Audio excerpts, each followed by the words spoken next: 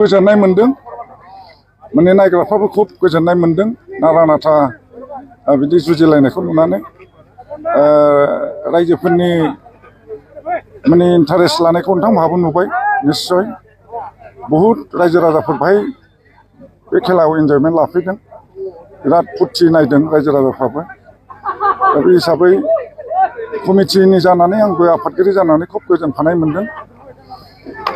दा खेलायावथ' मोनसे नङा मोनसे जेननाय देरहानाय थायो बे हिसाबै मोनसे देरहाबाय आरो मोनसे जेनबाय। दा बाहाय बेखिनि समाव आङो जोंनि साफ्रोमबो मानगोनां आलासि बिथांमोनहाबो जोंनि हांख्रायनाय बादि सासेबो एबसेन्ट जायाखै फैजोबदों गाहाय आलासिनिफ्राय आराम्भ खालामनानै आरो लकेल जेन्टेलमेनफोर थादों रायजो राजाफोर गासिबो फैजोबदों। जोङो बे ट्रफिखौ दिनै साक्सेसफुल ग्रेन्ड साक्सेसफुल होननानै जाबाय होननानै आं सानो। गेलेनाया बबे बबे हानजानि गेजेराव आरो सोर हानजाया देरहासार जानो?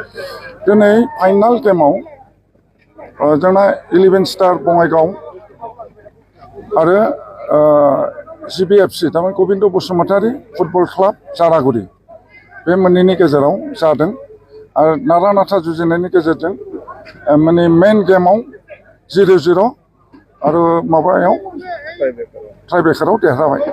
गल बेसेनि फारागाव देरहाबाय? 13-14 बङाइगाव 11 स्टार 14 आरो GBFC 13। बान्था हिसाबै मा मा हरनाय जायो? बान्था हिसाबै आं आगोलावबो बुंदों जे आगोल बोसोरफ्राव जोङो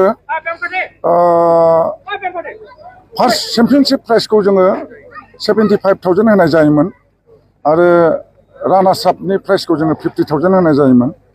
दानि बाजारखौ नायनानै जोङो गेमखौ एसे गोजौआव दावखोलांहोनो थाखाय गोजौआव बोखोलांनो थाखाय गुबुन जायगायाव जेरै होयो जोंबो देग्लायनिफ्राय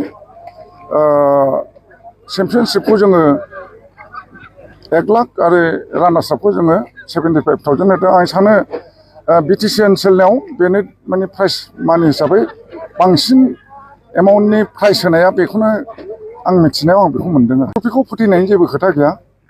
बे ट्रफिखौ जोङो रायजो राजानि खस्थ'नि गेजेरजों अननायनि गेजेरजों जोङो बे ट्रफिखौ जोनोम होदों।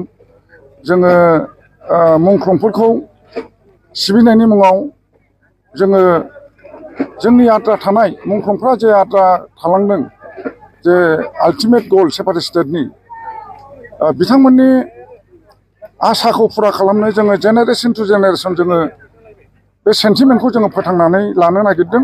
इयुनाव जाहाथे जोङो सेपारेट स्टेटनि थाखाय जोङो खामानि मावहैनो हायो बेनि थाखाय जोङो बे ट्रफिखौ फोथैनायनि जोंहा जेबो बाथ्रा गैया। जों साबसिननिफ्राय हामसिन जों खालामलांगोन।